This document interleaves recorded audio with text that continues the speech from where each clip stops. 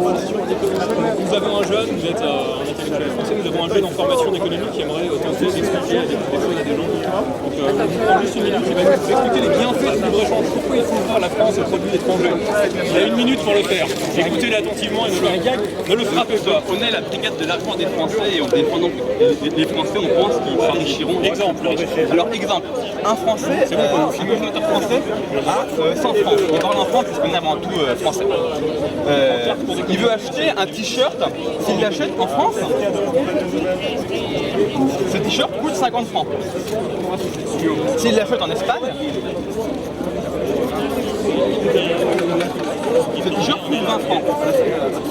Donc au final, s'il achète un t-shirt en France, il lui reste 50 francs. Plus mécaniste comme plus un t-shirt. S'il l'achète en Espagne, il lui reste 80 francs. Plus un t-shirt. Donc en résumé, en achetant des produits étrangers, la France s'enrichit puisqu'à la fin, elle a plus de capital et de monnaie que si elle achète uniquement des produits français. Je peux déjà pas répondre à ça. Monsieur Le Pen veut que la France s'enrichisse. La présentation, c'est tellement simpliste et pauvre comme présentation que c'est déjà. Qu'est-ce que vous faites? Faites-nous la contre. Où sont les failles de raisonnement? L'économie, c'est une vision globale, dynamique. Il y a des interrelations entre tous les secteurs. Donc là, ça c'est rien. C'est aussi con que de dire travailler plus pour gagner plus. Il y a un argument qui n'a aucun sens en économie sérieuse. Si vous êtes productif, plus vous travaillez, plus ça fait plaisir. Alors expliquez-nous pourquoi les barrières protectionnistes sont une bonne chose. C'est un conseiller, Monsieur Le Pen, qui doit expliquer aux Français en quelques mots. Demandez à Monsieur Martinez, c'est un grand spécialiste de la question, il est très bon, il est là. Dans votre théorie, Martinez, lui, il va vous donner une belle leçon. dans votre théorie, vous oubliez la parité entre les monnaies. Et puis si le libéralisme était si génial que ça, pourquoi les Américains qui nous le proposent pour nous ne l'appliquent pas pour eux? Et ça, vous l'oubliez. Les Américains, totalement dans votre théorie. c'est un libéralisme. Sont le pays au monde qui a le plus gros déficit commercial. Ils sont très protectionnistes. Oui, mais quand même, Ils sont pas je suis complètement d'accord avec vous. Je suis contre l'euro et contre la monnaie unique. Le cancer du prolétariat français, c'est la Banque centrale européenne et toute la Je suis monétaire complètement d'accord avec vous. menée par Oui, cette institution monétaire. Tout à fait. Et partout la puissance. Et puis une des failles de votre raisonnement déjà, c'est que vous opposez le travailleur au consommateur, c'est la même personne. Bah oui. Il faut encore qu'il ait un peu d'argent pour consommer. Si, grâce à cette délocalisation du t-shirt, le mec n'est plus salarié mais chômeur, il n'a plus de pouvoir d'achat. Justement, imaginons, À part tous ceux qui ont assisté. Si ce que vous dites marchait, comme ça fait 30 ans qu'on l'applique, il y aurait de moins en moins de chômeurs et de plus en plus de richesses. Alors ça ne fait que s'aggraver. Donc si... Justement, personne ne l'applique.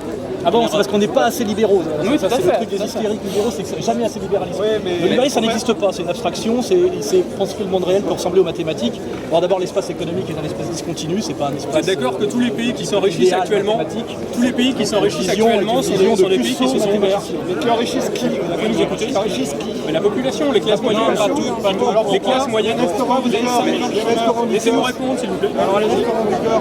Les classes moyennes se développent dans les pays asiatiques, dans les pays difficilement, dans les pays européens, etc. Le niveau de vie augmente, ils nous achètent de plus en plus de J'ai produits. une vision plus radicale. J'ai dit que pendant des millénaires, par exemple, les Égyptiens, parce que les pyramides, ils ne connaissaient pas l'économie, même Louis XIV ne savait pas ce que c'était, ça a commencé avec les physiocrates et le tableau de Quesnay, vous voyez.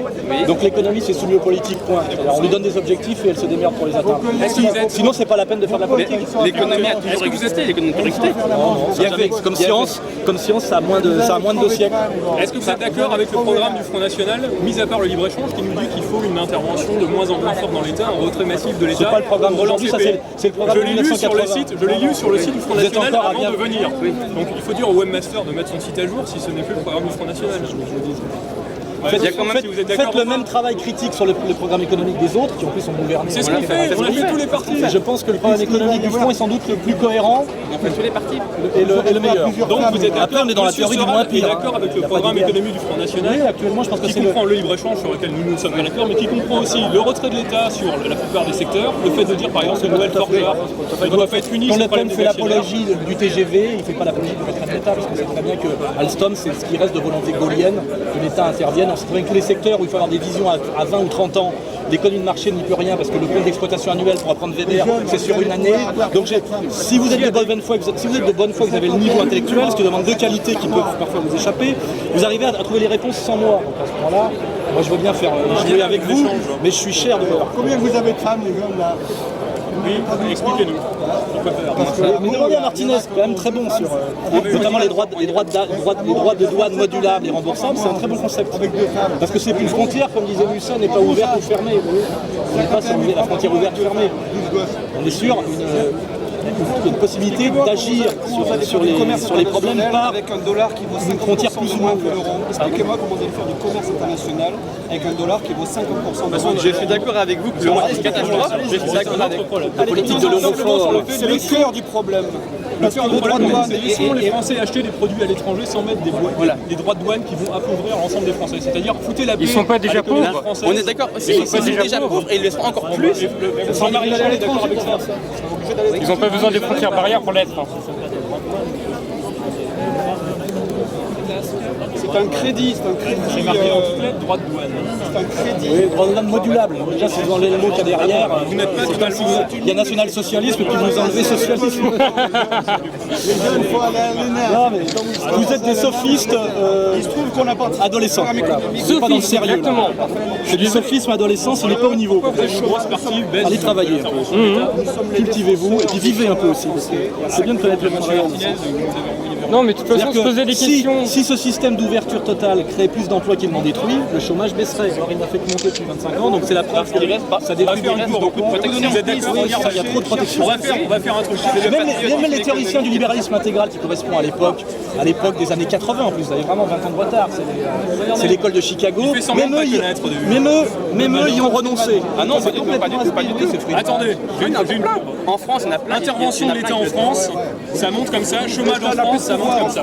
États-Unis, intervention de l'État qui diminue, chômage qui diminue. Ça va, votre vision du monde c'est ça. C'est un stylo, des espèces de courbes arithmétiques, même pas géométriques, hauteur des rues. C'est trop bas comme niveau. Sur un bout de carton. Ça attaque la du faiblesse des sophisme. moyens pour expliquer. Donc en gros, vous n'avez pas de réponse. Quel est lundi? Là, La réponse c'est dimanche dans les urnes, c'est de voir si Le Pen est au deuxième tour. On va aller voir Monsieur Martinez. Allez voir Martinez, c'est un professeur. Est-ce que vous avez un site internet? Oui.